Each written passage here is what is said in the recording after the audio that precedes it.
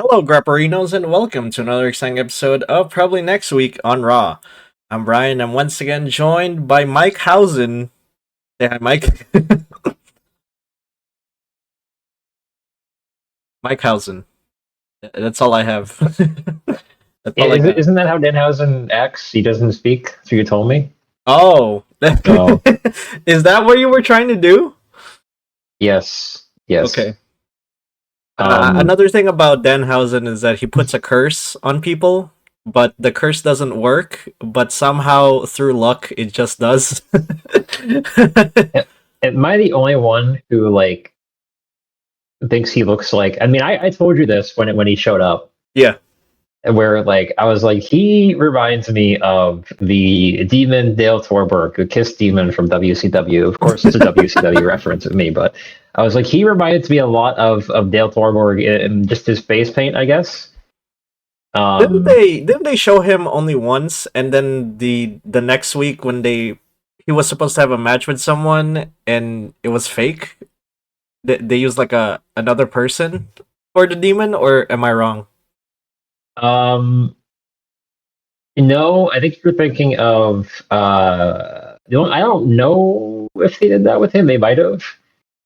But I remember that they did like a what was it?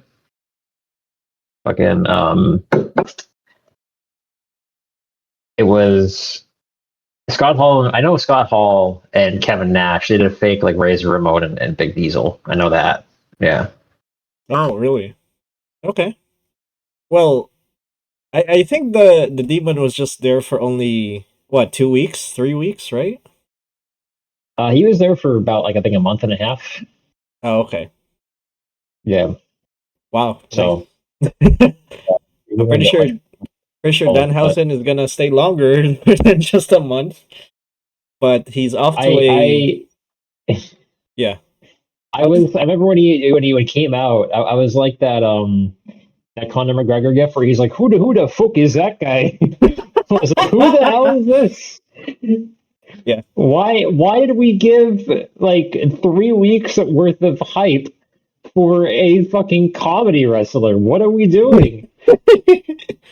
Because people love Joe Hendry and they also love Kit Wilson, so why not another one? You got Danhausen.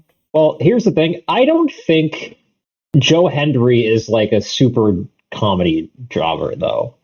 Like Joe Okay. Hendry I know that he has that gimmick where he appears whenever you say his name. Yeah. That's cool.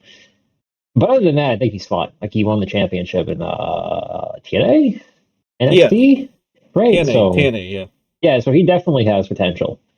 R-Truth, obviously comedy wrestler, right? Yeah. Kit Wilson, same way. So That's his what theme the song people is a want. banger though. I will say Danhausen? that much. Really? Yes. Gets you grooving.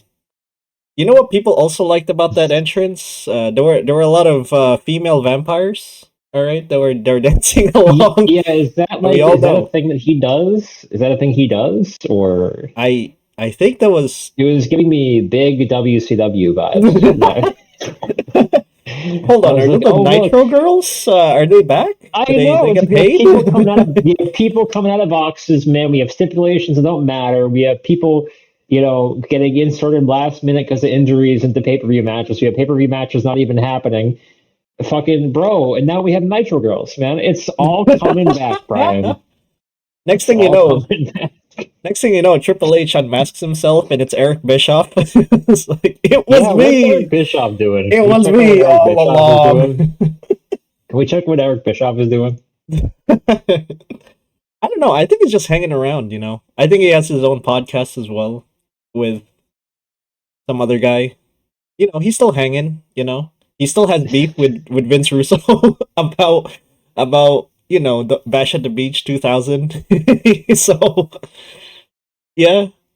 He also has beef with Hulk Hogan. Well, not really. That was more Russo has a beef with Hogan, but That's beside the point. Anyway, let's stop talking about WCW.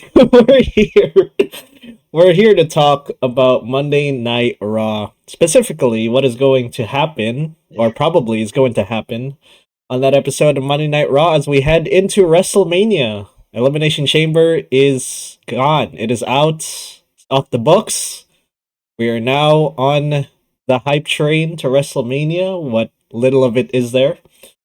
And we will try to book and predict what we think will happen on Monday Night Raw according to these rules. And after that, we will basically give you what we think will happen from beginning to end of the show. And then we will watch the next episode of Monday Night Raw as it airs. And then we will score our predictions and bookings based on this scoring system.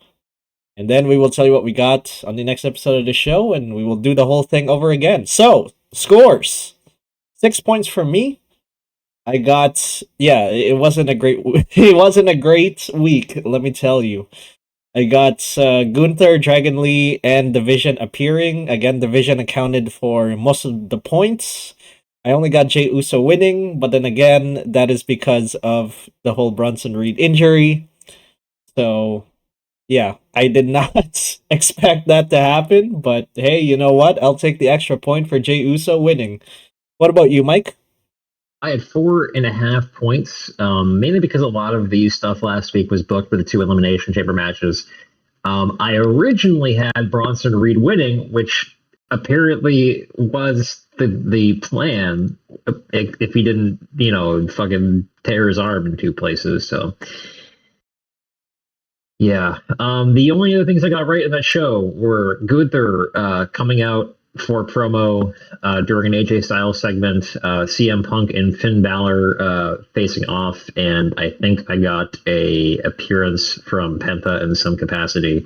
But yeah, I did not get either elimination qualifying match right. So very rough week last week. I mean, you could have gotten one right, but that guy had to get injured. So. Yep. Yeah. Shame. Well, hopefully we get some more points, but we'll see though. We'll see what we get as we head into what is announced. For that episode, we got Dominic Mysterio taking on Penta for the Intercontinental Championship. We got a Roman Reigns promo, and we also have a Dragon Lee versus Gunther match. So, without further ado, let's book this thing. To my version of the show first, as Roman Reigns heads to the ring. He talks about what happened in the CM Punk versus Finn Balor match at Elimination Chamber. He says that he meant what he said to Punk on that tweet, that Punk is old, he is gassed, he certainly doesn't deserve to be in the main event at WrestleMania, and the reason why Roman came back is to right that wrong by taking it off of Punk and putting it on someone who deserves it, like Roman Reigns. He says he heard what Punk had to say, but even when Punk is talking, he could sense that Punk's days are numbered, and then Punk will realize he is too far gone when he is defeated at WrestleMania, and Roman becomes the new World Heavyweight Champion. He is then interrupted by CM Punk, who says that the only thing that is old is Roman's thoughts on him and his long title reign. At WrestleMania, Punk will defend his title with all he can against Roman, and when Punk wins, the only thing Roman will ever do will be to acknowledge him. Roman leaves the ring as Punk stares at Roman menacingly to end the segment. However, I think that Roman wins at Mania, and Punk moves on to the Judgment Day stuff with Finn. And hopefully they can give it to someone that's deserving of taking that title off of Roman. Yes, we're gonna have another Roman Reigns title reign. Hooray! We'll move on to Obafemi taking on Rusev. This happened because of a backstage segment from that last episode last week. I will have Obafemi win by pinfall to build him up. And after the match, I will have Sheamus come out to check on Rusev. He faces Obafemi, but Oba pushes him, leaves the ring, laughs, and walks to the back. Sheamus stares at him and then checks on Rusev, which will lead into Obafemi versus Sheamus on the episode after this, and Oba will continue a streak of taking out lower card talent who have little to no hype. So there you go. AJ Lee is next. She became the Women's Intercontinental Champion at Elimination Chamber by winning against Becky Lynch. She talks about her match and winning that championship. She says that it felt good shutting Becky up, and she looks forward to having a nice long reign as champion and hopes that whoever challenges her next will give their all to try to take the title away from her. She is then interrupted by Becky Lynch, who says it's not over until she says it's over. She blames the loss on the referee and the fact that it took place in a garbage city called Chicago. She then challenges AJ Lee to a match at WrestleMania, a much better city than wherever they're at for this Monday Night Raw episode. But because they have fought each other many times before, it will be something much bigger, much better, something that would elicit some extreme vibes from both women. She proposes that this match between them would be a street fight. AJ Lee agrees and offers her hand for Becky to shake. However, as Becky is about to shake AJ Lee's hand, she slaps AJ quickly and leaves the ring. And that is the end of that. I think they are going to just run it back again at WrestleMania between the two. I think that it will be an Extreme Rules match, like a street fight. And I think Becky takes back that title. And yeah, that caps off that feud. I think that's what will happen there. Moving on. Intercontinental Championship between Dominic Mysterio and Penta. I will have Penta win by pinfall after a failed distraction from Finn Balor and JD McDonough. After the match, Finn leaves to the back, kind of distraught, kind of angry, kind of, I don't know, distance, I suppose, from the group. While Dom and JD are kind of confused. We then have a backstage segment where Finn says he doesn't know what to do anymore. He lost to CM Punk. Maybe it's time to spend some time alone, away from the group, and maybe it's better that way. And kind of goes away by himself. And this will lead to a Finn Balor face turn at WrestleMania when either Dom demands a rematch against Penta or some other Judgment Day like JD challenges Penta. And, you know, we have Finn Balor come back and sort of, I don't know, mess up their plans, I suppose. So, there you go. Moving on to Dragon Lee taking on Gunther. And I will have Gunther win by pinfall, obviously. After the match, Gunther continues to beat down Dragon Lee. He is then interrupted by Rey Mysterio, who chases Gunther out of the ring. Gunther laughs at him as he walks to the back, while Rey stares angrily at him. Again, I think this will lead to Gunther taking on Rey Mysterio at WrestleMania for a career match, or career ender match, I suppose, where Gunther goes over. And yeah, I think that Rey Mysterio's time is almost up, and Gunther will use it as another way to get a wrestler out on their career. So there you go.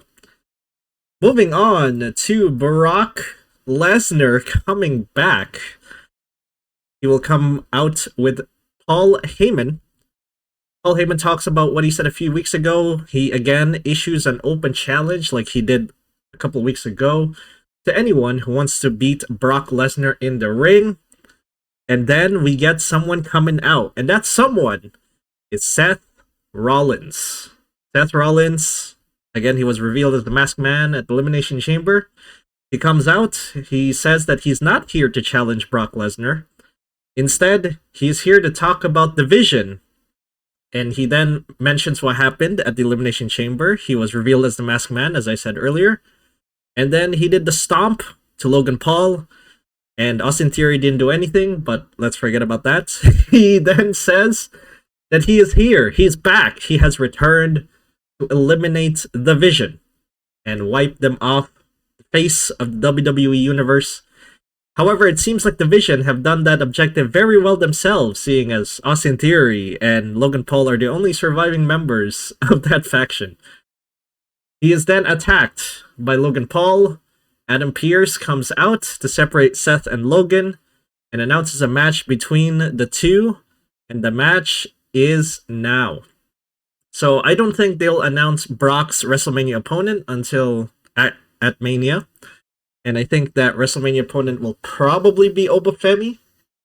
But yeah, I don't think they will reveal that until WrestleMania comes along. Gotta get those ticket sales going. And Heyman is tied to the Vision, which is why I have Seth Rollins come out here. And Seth versus Logan happens because Logan is looking for vengeance because of what happened in the chamber. Remember, Seth Rollins did a stomp on Logan Paul, and Logan wants retribution. He wants vengeance on that. So we have this match now. Seth Rollins taking on Logan Paul, and Seth Rollins wins by pinfall. After the match, Austin Theory gets in the ring to attack Seth. He is interrupted, though, by LA Knight, who rushes in and attacks Austin Theory with a chair. I think we are heading towards a tag team affair between LA Knight, Seth Rollins, taking on Austin Theory, and Logan Paul. So, faces are on top as the show goes off the air. And yeah, that's what I have. Any questions? I don't think Brock is scheduled to appear on the show. His next appearance that is scheduled is March 16th in San Antonio. But so who do you think his WrestleMania opponent is going to be? Do you think it's going to be Obafemi? Yeah. Or Seth Rollins? Oh, Obafemi? Okay. I think it's Obafemi, yeah. Okay.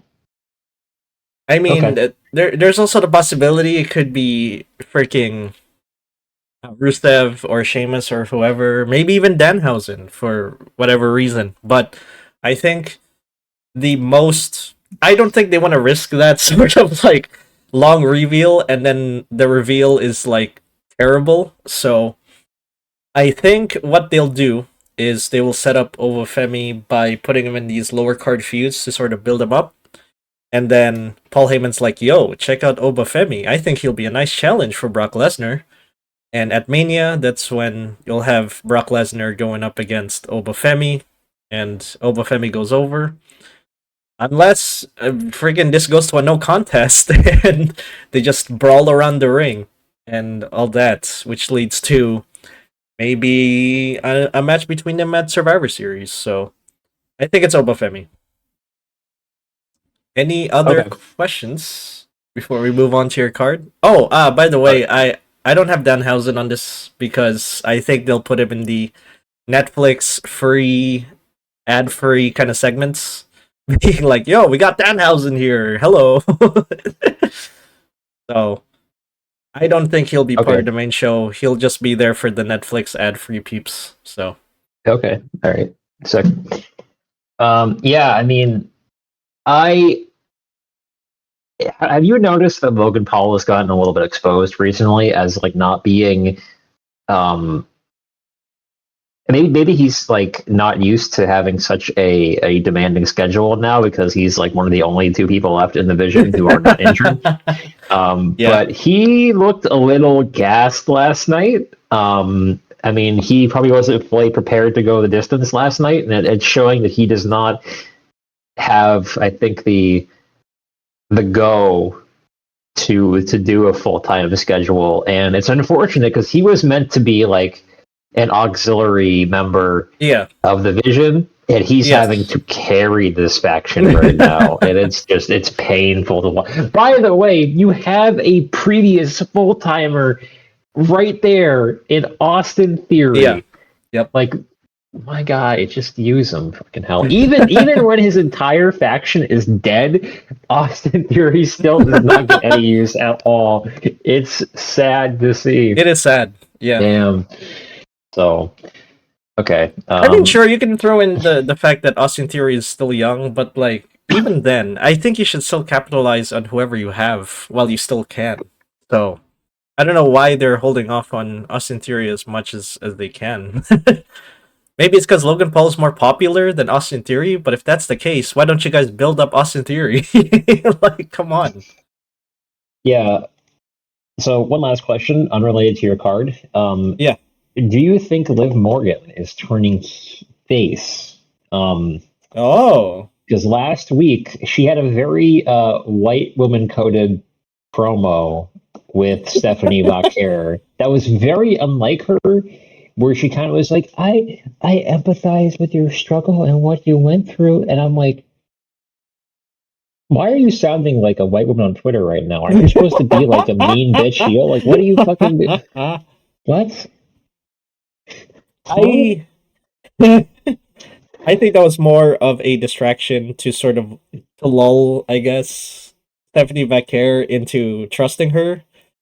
But she should know by now that Liv Morgan is a heel, so it's kind of I don't know why, but I think that was I don't think that Liv Morgan is going to turn face at Mania. I think it was more to sort of distract Stephanie into trusting her and being like, "Yo, I relate with you, you know, shake my hand or whatever," but she instead slaps her. So, yeah.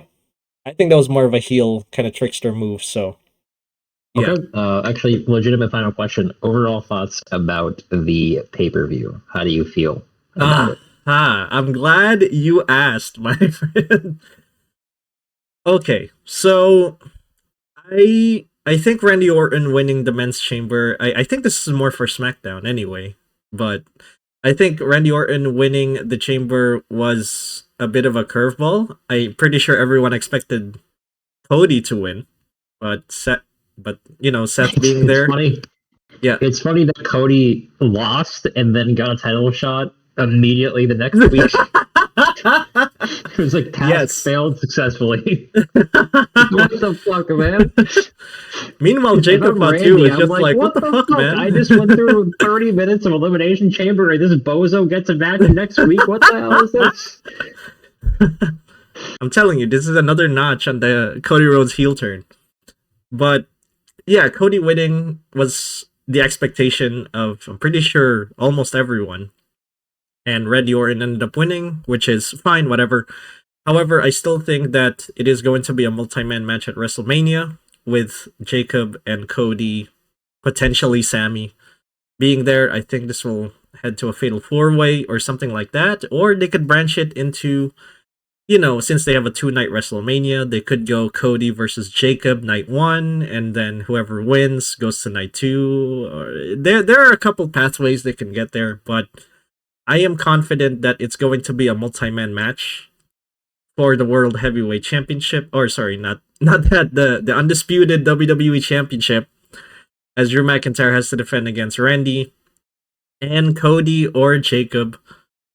Maybe Sammy plays a role in the finish, but I do think that Cody turns heel there. So yeah, I don't think that Randy Orton winning the men's chamber will matter because it'll be a multi-man match anyway. So there you go. As for the women's chamber match, I thought that I forgot who won.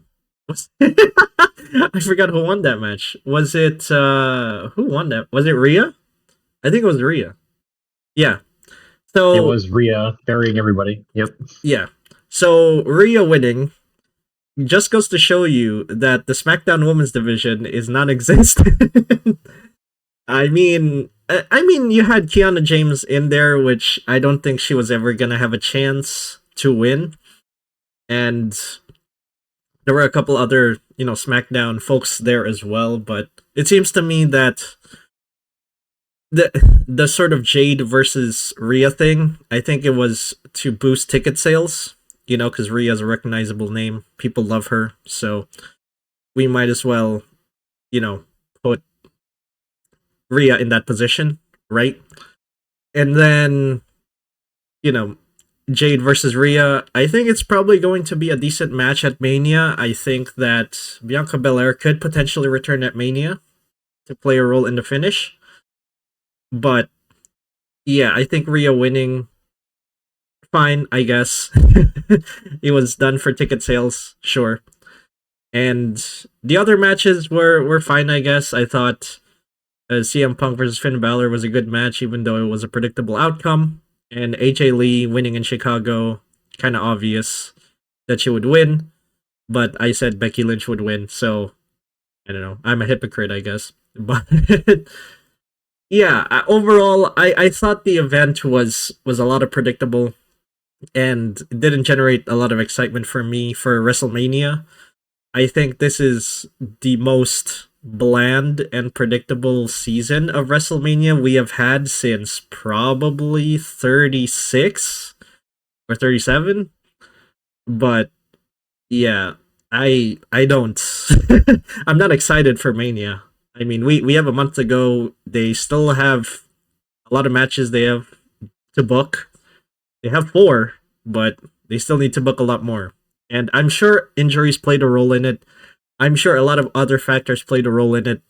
But I think the main issue is just that the booking is not interesting. Both of these shows are not captivating enough for people to go, hey, I want to see how this storyline wraps up at Mania, or hey, I want to see these people at Mania, because the booking does not allow these people to have, you know,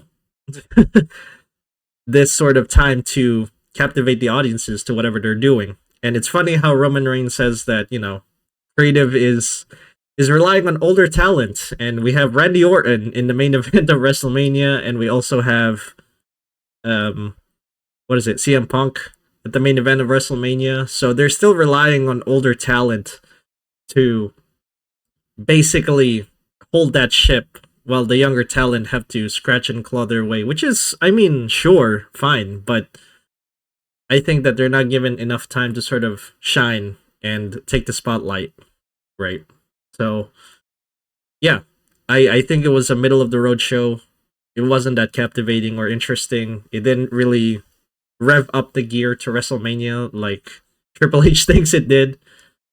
Um, and yeah, it was just it was not that great. Sorry to say, but I don't know. What do you think? Do you agree with that? Do Yeah, you I agree? think it was okay. Like the women's chamber was all right, except for Rhea coming out and just absolutely burying everybody. Um, I thought the CM Punk Finn Balor match was good. Becky versus AJ was decent. And then the men's chamber match was not very good. I mean, I know that there's a lot of last minute changes with Logan Paul getting inserted and Yeah. everything, but um, I think the ending was fine. I think it was very overbooked. You had like what 3 run-ins in the span of like a minute, with like first Masked Man, and then you had Seth Rollins coming in, then you had Drew McIntyre coming in, and in between any of those points, the referee, who was literally standing outside the fucking door, looking at the damn door, did not decide to close the door at all. So I don't know. It was okay. It was okay. Given the circumstances. So yeah. So let's see if they can come back from this Yeah. somehow. Yeah. It's going to take an uphill battle to get them to, you know, get them to at least make it interesting for people. They have a month, so they're on a bit of a time crunch, but it is going to be an uphill battle, as I said earlier. And the ticket prices, like the ticket prices are still slowing down, despite the fact that they have Brock Lesnar and Rhea Ripley and all these people. So I don't know. They're gonna have to think of something. And no, Danhausen is not the solution to that problem. But anyway, I guess we'll move on to your card, unless you have any other questions. Nope, I'm ready for my card. Let's go. All right, let's move on to your card then. Starting off with, We have a promo from Jimmy Uso. So Jimmy Uso comes out, and he says that he knows who took out Jey. He hasn't seen the footage, but he knows who it is. It is the Vision, and he's come here to stand on his business and to take out the Vision. He is confronted by the Vision, who march down to the ring, start to attack Jimmy Uso, and then he is saved by LA Knight, who comes out and helps fight them off. So I think this is setting up a possible Vision Usos match at WrestleMania for the tag team titles. we will see how that goes depending on how long Brock and Bronson Reed are out for. Hey, you mean Braun Breaker? Braun and Bronson, yes. Yeah, I think I'm pretty sure I think both of them are going to stay injured after Mania, so I'm pretty sure that they're not gonna play a role in Mania, unless it's not that bad of an injury. But I think it's going to be them staying out in Mania and just getting injured and all that. So anyway, kind of interesting that you will lump the Usos into this, but I guess it's better than Jey Uso being inserted back into the main event picture. But fair enough. We'll move on from that too. We have Dragon Lee versus Gunther. I think Gunther wins this one after a distraction from Danhausen. Why do I think Danhausen is showing up? Well, I don't know. He's a new wrestler. They need to get him over. So I think this is a great way to get him over because we all know that Dragon Lee is probably not winning this. So I think that Gunther ends up winning. And I think this is setting up for another match at some point down the line between these two. Possibly. And that is where we'll involve Rey Mysterio. Okay. You said that. Did you say Danhausen will play a role in the finish or no? Yeah. Okay. Do you think Danhausen will play a role, I guess, in this whole feud between Gunther and Rey Mysterio? No, I think he just kind of shows up as like a guy in random matches just to like, I don't know, be a random comedy jobber. Yeah. That makes sense. That makes sense. It is true to his character, so fair enough. Fair enough. All right, we'll move on from that too. We have a Becky Lynch promo. Becky Lynch comes out complaining about the referee last night in her match, and she demands a rematch with AJ Lee. AJ Lee comes out and says, "You know what? I'll give you a rematch, but only after you need to get in the back of the line because there are other people that want a shot at this title." So I think this is going to be a rematch at WrestleMania, Brian. We haven't seen the end of this. Yeah, no, absolutely. I mean, they've had 2 matches against each other, one with Becky winning, one with AJ winning. So yeah, I'm pretty sure this is going to head at Mania. Do you think it will be a street fight? Is there any other stipulation that you want to put in there? Because they have fought each other before. Yeah, I think you need to put like a street fight maybe, or a last woman standing or something like that. Yeah. Okay. Last woman standing is also a possible case. Yes, I would also say that as a stipulation if a street fight is not possible. But all right, we'll move on from that too. The Intercontinental Championship between Dominic Mysterio and Penta. I think Penta wins this one, taking the title from Dominic finally. Someone can do something with it. After Finn Balor turns face on the Judgment Day and causing Dominic to lose the match. So what I think happens here is basically Penta comes out with Rey Mysterio. Match goes on. Judgment Day try to get involved. Rey manages to take out JD McDonough, and then Dom looks to Finn for assistance, and Finn is like, you know what, fuck this, and then leaves. And Penta is able to win the match and take the title. And I think that this starts Finn's minor push towards the top of the card because he definitely can go, and I think they need some guys that can go at the top of the card with all these injuries they have, and I think Finn definitely needs a push. So, okay, wow. So you're gonna have Finn turn face right then and there. Interesting. Yes. Okay, What do you think will happen at Mania then? Who do you think Penta faces at Mania? Is it another member of the Uh, Judgment Day or? yeah, I think that this is going to start a feud between Dominic and Finn Balor. I think this ends up in a triple threat at WrestleMania between Dominic, Penta, and Finn Balor. Okay. Wow. Interesting, interesting. And who do you think would, if that match were to happen, who do you think would go over, I guess? Who would you put to go over? Either Penta or Finn, I think, one of those two. Yeah. All right. Sure. We'll move on from that then too. Jimmy Uso and LA Knight versus the Vision, whatever is left of the Vision. Um, 2-4 I think subdivision. I think the Vision win this one, thanks to a distraction from Paul Heyman on the referee. And I think this is building to Mania for a match for the tag team titles between the Usos and the Vision.